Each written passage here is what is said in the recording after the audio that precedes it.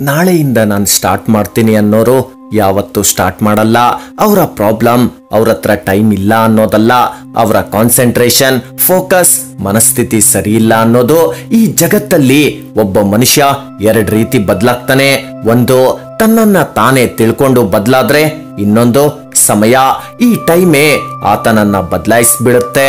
ಯಾರು ತನ್ನನ್ನ ತಾನೇ ಬದಲಾಯಿಸ್ಕೊಳ್ತಾನೋ ಆತ ಓಕೆ, ಬಟ್ ಯಾರನ್ನ ಈ ಟೈಮೇ ಬದಲಾಯಿಸುತ್ತೋ ಆತ ಅಷ್ಟೊತ್ತಿಗೆ ತುಂಬಾ ಕಳ್ಕೊಂಡ್ ಬಿಡ್ತಾನೆ.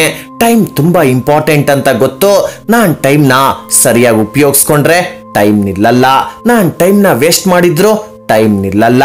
ಡೈಲಿ ಫೋನ್ ನೋಡು, ಟಿವಿ ನೋಡು, ಕ್ರಿಕೆಟ್ ಆಡು ನೋಡು, ಟೈಮ್ ನಿನ್ನನ್ನ ನಿಲ್ಸಲ್ಲ. ನಿನ್ ಕೈಯಲ್ಲಿ ಅದನ್ನ ನಿಲ್ಸೋಕಾಗಲ್ಲ. ಬಟ್ ಒಂದಂತೂ ನಿಜ, ಇರೋ ಟೈಮ್ನ ಎಷ್ಟು ಬೆಟರ್ ಆಗಿ ಉಪಯೋಗಿಸ್ಕೊಳ್ತೀಯ ಅನ್ನೋದಷ್ಟೇ ಇಲ್ಲಿ ವೆರಿ ಇಂಪಾರ್ಟೆಂಟ್ ಮ್ಯಾಟರ್ ಆಗೋದು.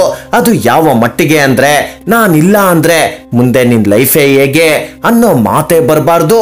ಒಬ್ಬಂಟಿಯಾಗಿ ಜೀವನದಲ್ಲಿ ಮುಂದಕ್ಕೆ ಹೋಗ್ಬೇಕಂದ್ರೆ ಭಯ ಪಡ್ಬೇಡ, ಯಾಕಂದ್ರೆ ಸಾಮ್ರಾಜ್ಯಕ್ಕೆ ರಾಜ ಒಬ್ನೇ ಆಗಿರ್ತಾನೆ. ಈ ದುಃಖ, ಕಷ್ಟ, ಈ ನೋವು ಇದೆಲ್ಲ ನಿನ್ನಲ್ಲೇ ಇರ್ಲಿ. ನಿನ್ನನ್ನ ನೀನೇ ಈ ಮುಚ್ಚಿಟ್ಟಿರೋ ಪಂಜರದಿಂದ ಹೊರಗಡೆ ಬಾ. ಈ ಲೈಫ್ ನ ಲೀಡ್ ಮಾಡೋದು ಅಷ್ಟು ಈಸಿ ಅಲ್ಲ. ಇಲ್ಲಿ ಕಷ್ಟ ಪಡದೆ ಯಾರು ದೊಡ್ಡ ವ್ಯಕ್ತಿಗಳಾಗಲ್ಲ. ಇನ್ನೊಬ್ರ ಕಾಲ್ ಮೇಲೆ ಬಿದ್ದು ಬೇಡ್ಕೊಳ್ಳೋದಕ್ಕಿಂತ ನಿನ್ ಕಾಲ್ ಮೇಲೆ ನಡೆದು ಏನಾದ್ರೂ ಮಾಡೋಕೆ ಪ್ರಯತ್ನ ಪಡು. ಆಟದಲ್ಲಿ ಗ್ರೌಂಡ್ ನಲ್ಲಿ ಸೋತ ವ್ಯಕ್ತಿ ಮತ್ತೆ ಗೆಲ್ಬಹುದು, ಆದ್ರೆ ಮನಸ್ಸಿನಿಂದ ಸೋತ ವ್ಯಕ್ತಿ ಯಾವತ್ತೂ ಗೆಲ್ಲಲ್ಲ. ಮಾತಲ್ಲಲ್ಲ, ಕೆಲಸದಲ್ಲಿ ತೋರ್ಸೋ. ಈ ಜಗತ್ತು ಹೇಳೋದ್ನಲ್ಲ, ನೀನ್ ಮಾಡಿ ಸಾಧಿಸಿ ತೋರ್ಸೋದ್ನ ನೋಡೋಕೆ ಇಷ್ಟಪಡುತ್ತೆ. ಒಬ್ಬ ನಿಜವಾದ ವ್ಯಕ್ತಿ ಅವಮಾನವನ್ನ ಬಾಯಲ್ಲಿ ಹೇಳೋದಕ್ಕಿಂತ ಅವಮಾನ ಮಾಡಿದವ್ರ ಮುಂದೆ ಬೆಳಕು ತೋರಿಸ್ತಾನೆ.